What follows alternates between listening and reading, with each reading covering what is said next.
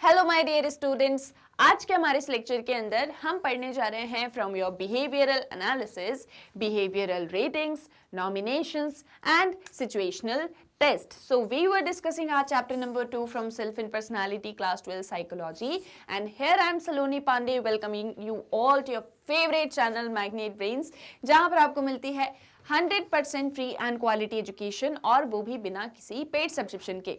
So students, हमने हमारे last lecture में डिस्कस किया था बिहेवियरल एनालिसिस के अंदर इंटरव्यू एंड ऑब्जर्वेशन के बारे में।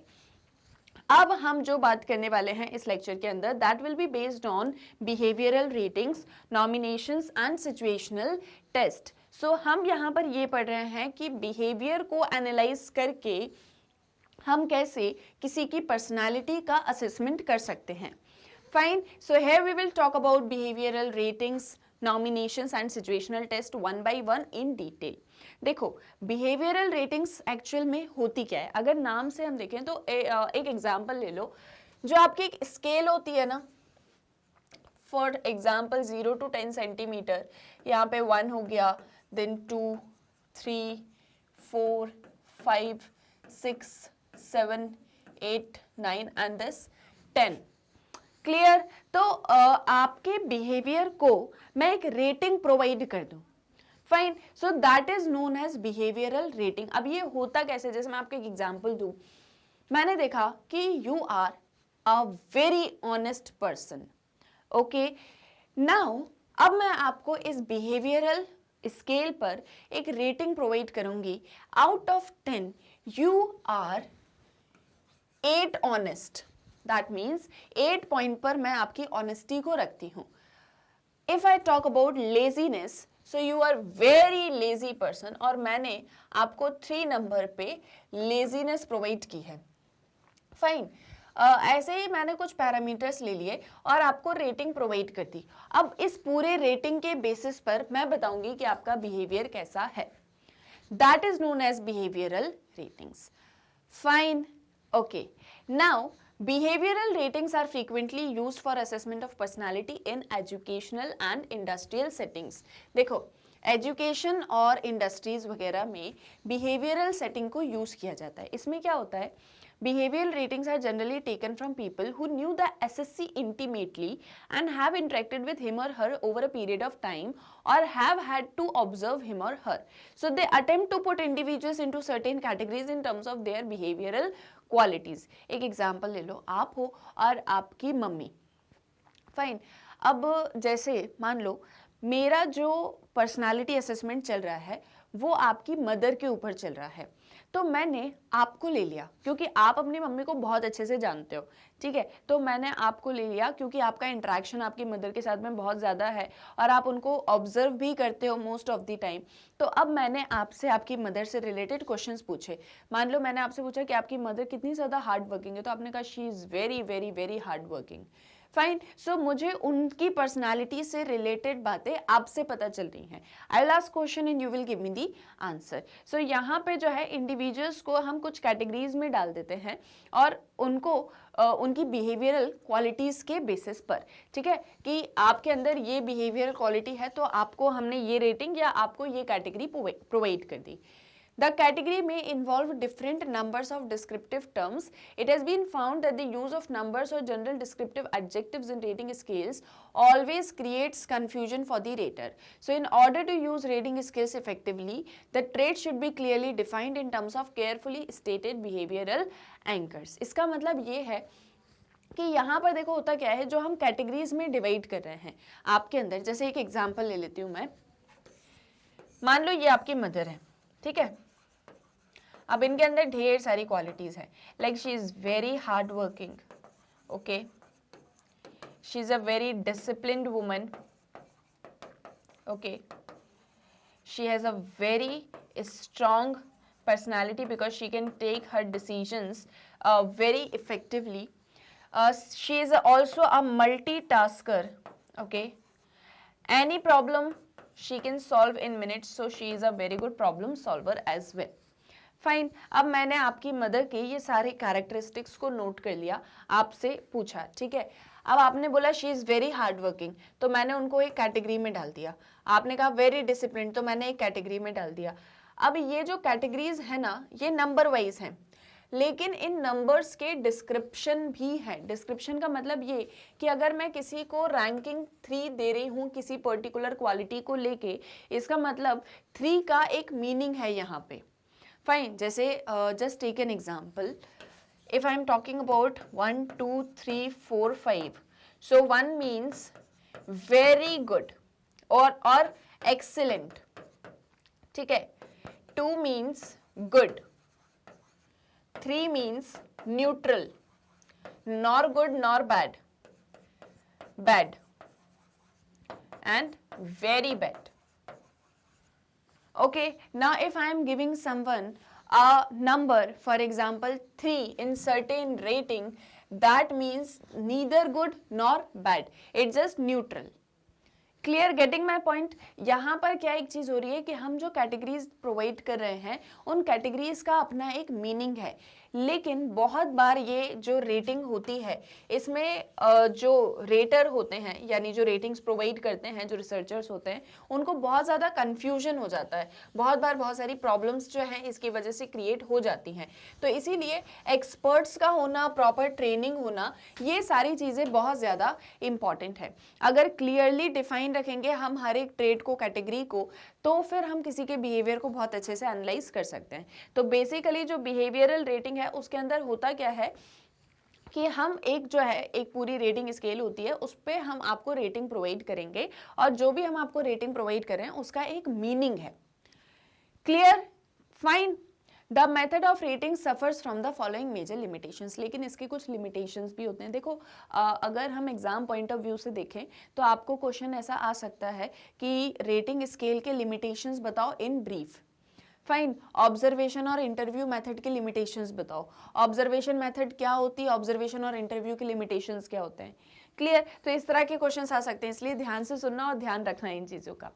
So the method of rating suffers from the following major limitations, like number 1, raters often display certain bias that color their judgments of different traits. Like for example, most of us are greatly influenced by a single favorable or unfavorable trait, and this often forms the basis of a rater's overall judgment of a person. This tendency is known as halo effect or halo effect.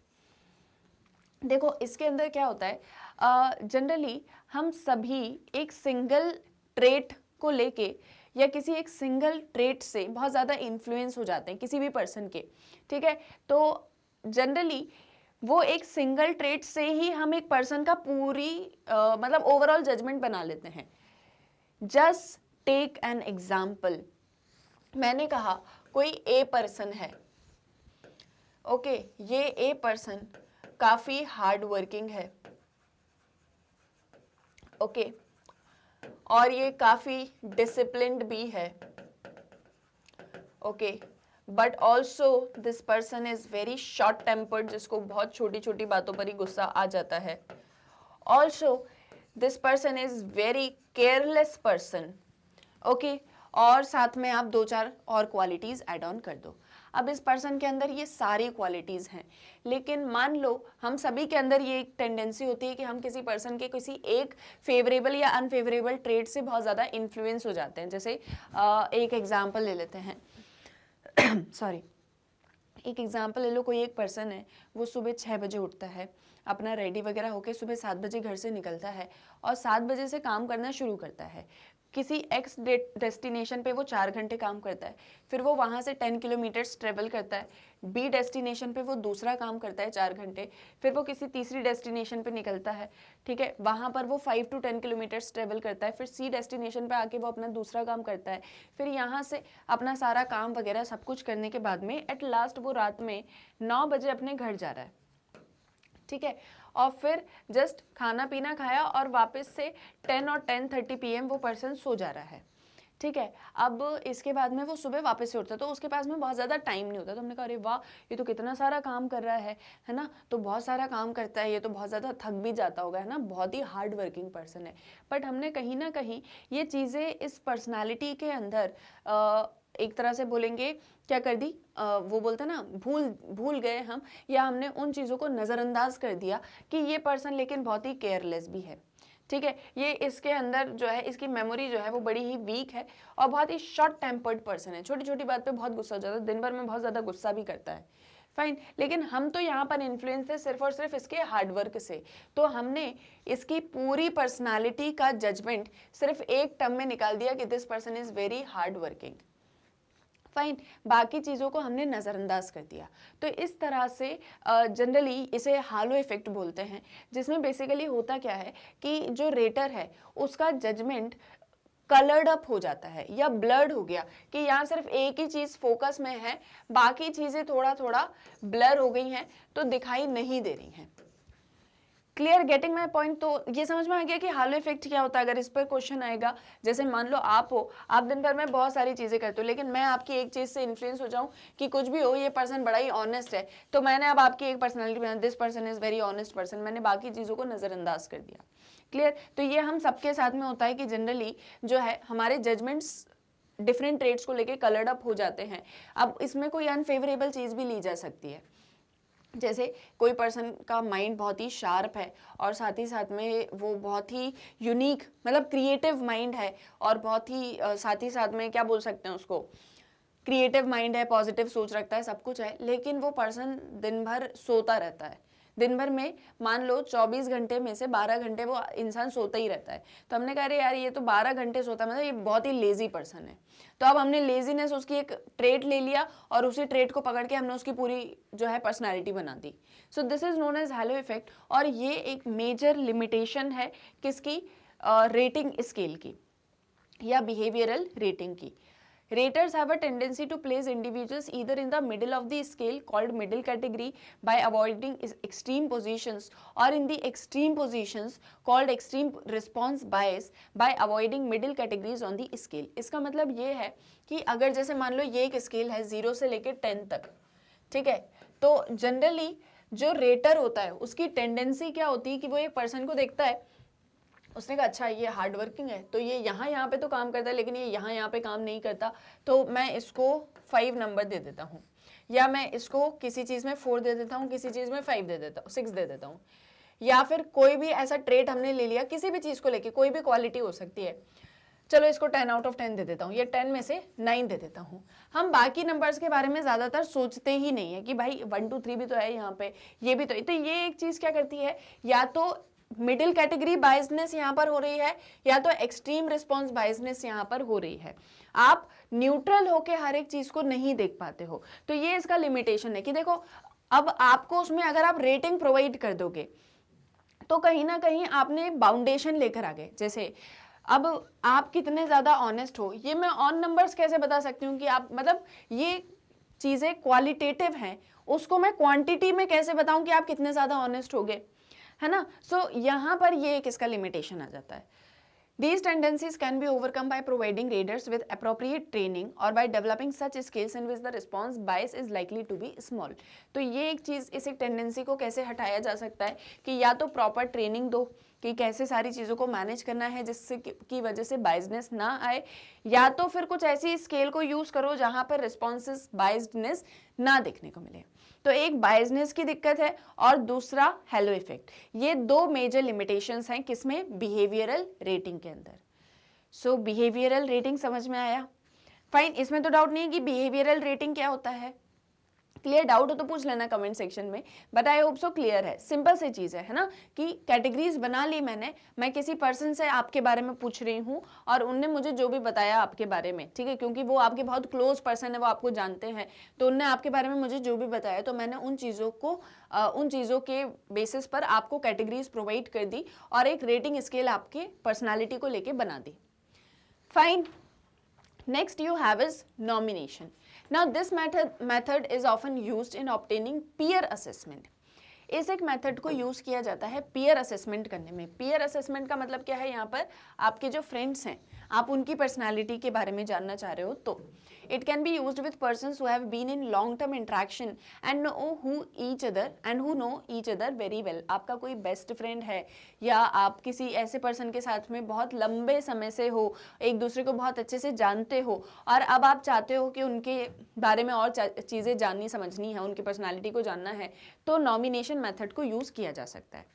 Fine, अब देखो ये method होती क्या है, सबके दिमाग में आ रहा होगा है ना कि अब हम भी करेंगे इस मेथड को यूज़ अपने फ्रेंड्स के ऊपर, बट एग्जैक्टली क्या है देखो। In using nomination, each person is asked to choose one or more persons of the group with whom he or she would like to work, study, play or participate in any other activity. एक पूरा group में से, ठीक है, हर एक person को पूछा जाएगा कि इस ग्रुप में से आप किसी काम को करना है या पढ़ाई करनी है या खेलना है या किसी एक्टिविटी में पार्टिसिपेट करना है, तो इस ग्रुप में से आप किस पर्सन को चूज करते हो या किन किन लोगों को चूज करते हो जिनके साथ में आप काम करना, पढ़ाई करना या जो भी चीज़ है। मान लो आपको पढ़ाई करनी है तो हर एक पर्सन से पूछा जाएगा कि इस पूरे ग्रुप में से आप किसके साथ में पढ़ाई करना चाहते हो, ठीक है। तो वो एक या उससे ज़्यादा लोगों को चूज कर सकता है। The person may also be asked to specify the reason for his choices. एक एग्जाम्पल ले लेते हैं, ये ABCDEF ये एक पूरा ग्रुप है। ए पर्सन आप हो, आपसे बोला इनमें से चूज करो कि आपको ग्रुप स्टडी करनी है तो आप किसके साथ करोगे, तो आपने कहा मैं डी के साथ में करूंगा। अब आपने डी चूज किया तो आपने डी को क्यों चूज किया उसका रीजन आपको बताना है। Nominations thus received may be analyzed to understand the personality and behavioral qualities of the person. This technique has been found to be highly dependable, although it may also be affected by personal biases. तो इसमें basically होता क्या है, इस person ने इसे nominate किया है तो क्यों नॉमिनेट किया, रीजन बताना पड़ेगा। अब इसने जो भी रीजन बताया उसके बेसिस पर हम इसके बारे में जान सकते हैं और इस पर्सन ने इसे क्यों चूज किया, ठीक है, तो वो हम और अच्छे से समझ पाएंगे जब हम डी की पर्सनालिटी को ज्यादा अच्छे से जान लेंगे। तो यहाँ पर इस तरह से पर्सनालिटीज को जाना समझा जाता है। उतना ज्यादा डिटेल्स नहीं दिया, बट बस इतनी चीजें बताई हैं अभी आपको कि नॉमिनेशन एग्जैक्टली होता कैसे। किसी को नॉमिनेट किया आपने, अब नॉमिनेट किया तो क्यों किया, उसका क्या कारण है। फाइन, इस एक टेक्निक को, मतलब ये जो टेक्निक है हाईली डिपेंडेबल है। डिपेंडेबल ऐसे कि आप अपनी चॉइस बताओगे तो वो डिपेंड करता है आपकी अपनी पर्सनल चॉइस पे, उसके बेसिस पर ही हम पर्सनालिटी को एसेस कर पाएंगे। और दूसरी चीज यहाँ पे बायस्डनेस भी हो सकती है, पर्सनल बायसेस आ सकते हैं कि वो पर्सन, मतलब उस पर्सन की अपनी पर्सनल चॉइस थी तो उसकी वजह से जो है उसने उसको चूज किया, तो अब वो आप अपने उसको एनालाइज कर रहे हो तो एनालिसिस देते टाइम पे आपने अपना पॉइंट ऑफ व्यू भी रख दिया कि ये शायद ऐसा होता होगा इसलिए इसने ये चीज करी है। फाइन, तो ये एक नॉमिनेशन होता है। तो ये छोटी छोटी मेथड्स अभी आपको सिर्फ इंट्रोड्यूस किए, ये मैंने आपको पहले भी बताया था। जैसे हमने प्रोजेक्टिव टेक्निक्स के अंदर बहुत सारी टेक्निक्स भी पढ़ी हैं। ये बेसिकली वो चीज़ें हैं जो आपको पता होनी चाहिए। इनके बारे में डिटेल्स में आप अपने ग्रेजुएशन में पढ़ोगे, लेकिन अभी आपको इनके बारे में जितना पता होना चाहिए वो मैं आपको बताती जा रही हूँ। Fine, last you have a situational test. अब देखो इसमें क्या होता है, a variety of situational test has been devised for the assessment of personality and the most commonly used of this kind is the situational stress test। देखो बहुत सारे situational test जो है पर्सनालिटी असेसमेंट में किए जाते हैं, मतलब किसी पर्टिकुलर सिचुएशन के अंदर आप किसी की पर्सनालिटी को असेस कर रहे हो तो बहुत सारे ऐसे टेस्ट होते हैं, पर एक जो सबसे ज़्यादा कॉमन है वो है सिचुएशनल स्ट्रेस टेस्ट। किसी सिचुएशन में आपको कैसे स्ट्रेस होता है या कौन सी सिचुएशन में आपको स्ट्रेस होता है, फिर आपकी पर्सनालिटी कैसे रिएक्ट करती है, ये सारा कुछ। It provides us with information about how a person behaves under stressful situations. So the test requires a person to perform a given task with other persons who are instructed to be non-cooperative and interfering. इसके अंदर देखो क्या होता है, situational stress test के अंदर हम ये देखते हैं कि एक पर्सन किसी स्ट्रेसफुल सिचुएशन में कैसे बिहेव करता है। तो इस टेस्ट के अंदर हम क्या करेंगे, पर्सन को एक टास्क दे देंगे, ठीक है। जैसे मान लो ये ए पर्सन है, हमने इसको एक काम दे दिया कि आपको ये काम करना है। अब हमने कुछ और लोगों को ले लिया, जैसे बी को ले लिया और सी को ले लिया। हमने कहा इसके आपको जो ए पर्सन को काम करना है वो बी और सी के साथ में मिलके काम करना है। ए पर्सन को हमने एक काम दिया और हमने कहा आप उस काम को बी और सी के साथ में कर सकते हो, लेकिन बी और सी मेरे आदमी हैं, ठीक है, काइंड ऑफ ये दोनों मेरी साइड से भेजे गए लोग हैं, मैं रिसर्चर हूं, तो मैंने इन दोनों को इंस्ट्रक्शंस दे दिए कि तुम ए को हेल्प बिल्कुल मत करना, उसके साथ में नॉन कोऑपरेटिव रहना, वो कोई काम बोले तो कहना मेरा मन नहीं है, मुझसे नहीं होगा, मुझे नहीं आता, इस तरीके से करना। और ए अगर कोई काम करे तो बीच बीच में इंटरफेयर करना जाके। फाइन, बिग बॉस देखते हो आप लोग? नहीं देखते, अच्छी बात है, मत भी देखा करो, लेकिन कभी देखा होगा तो उसमें बेसिकली होता क्या है, एक दूसरे के काम में टांग अड़ाओ और कोई दूसरा काम करने को बोले तो वो भी मत करो, ठीक है। तो यहाँ पे यही चीज करनी है, यहाँ पे ये जो टास्क है इसमें यही चीज हो रही है। मान लो मैं हूं, मेरे ऊपर रिसर्च चल रही है, तो मेरे को बोला एक काम कि तुम जाके बच्चों को पढ़ाना, ठीक है, तुमको हेल्प करने के लिए बी और सी साथ में रहेंगे। अब मैं गई बच्चों को पढ़ाने, मैंने बी को बोला कि बोर्ड और बाकी चौक वगैरह जो भी मार्कर है उसका अरेंजमेंट करो, तो बी ने कहा मुझसे तो नहीं हो पाएगा, मुझे नहीं पता ये सारी चीजें कहाँ मिलेंगी। तो मैंने सी को बोला अच्छा ठीक है तुम क्लास को थोड़ा सा ध्यान देना, मैं बी के साथ में जाके लेकर आती हूँ, ठीक है। तो अब बी भी मुझे हेल्प नहीं करना और सी ने भी, यहाँ पे बच्चे जो है वो बहुत ज्यादा शोर वगैरह मचाने लग गए और बहुत ही जो है सारा कुछ ऐसे ही, सी ने भी मुझे कोऑपरेट नहीं किया। अब मुझे गुस्सा भी आएगी ऑब्वियस है ऐसी सिचुएशन में कि दोनों मेरा काम नहीं सुन रहे हैं, दोनों को मैंने काम करने के लिए बोला है, और साथ ही साथ में जब मैं पढ़ा रही हूं तो ये दोनों बीच बीच में मुझे डिस्टर्ब भी कर रहे हैं। फाइन, तो ऐसे लोगों को हम चूज करेंगे जो कि जिनको बोला जाएगा कि कोऑपरेटिव वे में बिल्कुल काम मत करना और साथ साथ में दूसरे के काम में बार बार इंटरफेयर भी करना। तो ऐसे में क्या होगा, एक स्ट्रेसफुल सिचुएशन क्रिएट होगी। मान लो इस सिचुएशन में कोई भी पर्सन है, आपको ही कोई काम करने को दे दिया जाए और आपकी कोई हेल्प तो करे नहीं बल्कि और ज्यादा आपको परेशान करे, तो आपको गुस्सा आ जाएगा। बट यहाँ पर मोटिव ही ये है कि ऐसी सिचुएशन में कोई पर्सन कैसे रिएक्ट करता है, हमको तो बस ये देखना है। Fine. So the test involves a kind of role playing. So the person is instructed to play a role for which he or she is observed. और इस तरीके से एक पर्सन वही रोल प्ले करता है जो हम चाहते हैं उसको करने के लिए, कि ऐसी सिचुएशन में वो गुस्सा दिखाए, वो दिखाए कि वो क्या एक चीज कर सकता है या वो अपने ऊपर कितना कंट्रोल करके रख पा रहा है। फाइन, तो इस एक चीज के थ्रू जो है हमको उसको ऑब्जर्व करने में हेल्प मिल जाती है। एक वर्बल रिपोर्ट भी ऑब्टेन की जाएगी on what he or she was asked to do and the situation may be realistic one or it may be created through a video play. फिर एक वर्बल रिपोर्ट भी जो है ली जाएगी कि उसको क्या काम करने को बोला गया था, कैसे कैसे उसने सारी चीजें की हुई हैं। और अब ये जो सिचुएशन है ये या तो रियलिस्टिक भी हो सकती है कि हम उसको किसी ऐसी सिचुएशन में भेज दें जो ऑलरेडी एग्जिस्टिंग है, या फिर हम कोई वीडियो प्ले वगैरह के थ्रू उसको कोई एक सिचुएशन दिखा दें और फिर उसको बोलें कि इस सिचुएशन में आपको ये काम करना है। क्लियर? तो बेसिकली ये है कि किसी सिचुएशन के अंदर कोई पर्सन कैसा बिहेव करेगा। तो हमने उसमें एक चीज डिस्कस की कि सिचुएशनल स्ट्रेस टेस्ट क्या होते हैं। क्लियर? फाइन। सो बिहेवियरल रेटिंग हमने डिस्कस किया, नॉमिनेशन हमने डिस्कस किया, सिचुएशनल टेस्ट हमने डिस्कस किया। इस चैप्टर के अंदर जो 3 चीजों पर आपको ज्यादा फोकस करना है वो है इंटरव्यू ऑब्जर्वेशन और बिहेवियरल रेटिंग। नॉमिनेशन और सिचुएशनल टेस्ट भी याद रखना है, लेकिन इनके ऊपर क्वेश्चन जो है आ भी सकता है, नहीं भी आ सकता है, क्योंकि इनके बारे में बहुत ज्यादा डिटेल्स में नहीं बताया। तो एमसीक्यू या वेरी शॉर्ट वगैरह में वो पूछ लें, लेकिन उसके अलावा वो आपसे क्वेश्चन नहीं पूछेंगे। फाइन, लेकिन पता सब कुछ होना चाहिए कि मान लो बिहेवियरल एनालिसिस पे क्वेश्चन आ गया तो आप 3 लिख के नहीं आओगे, फिर आपको 5 चीजें लिखनी है। फाइन, आई होप सो यहाँ तक ये चीजें भी क्लियर हैं और ये तीनों ही मेथड्स आपको समझ में आ गई। तो ऐसे करके हम किसी के बिहेवियर को एनालाइज कर सकते हैं और उसके बिहेवियर के थ्रू हम ये समझ सकते हैं कि इस पर्सन की पर्सनालिटी कैसी है। जैसे मान लो इस स्ट्रेसफुल सिचुएशन में अगर कोई पर्सन बहुत ज़्यादा गुस्सा करने लग जाता है तो ये चीज़ क्या दिखाएगा कि इसके अंदर कहीं ना कहीं इमोशनल कंट्रोल नहीं है। और वहीं अगर कोई ऐसा पर्सन है जो अभी भी काम रह रहा है और कामनेस के साथ में हर एक चीज़ को टैकल कर लेता है, तो वो क्या कहा जाएगा कि इसकी पर्सनैलिटी बड़ी ही कामिंग पर्सनैलिटी है।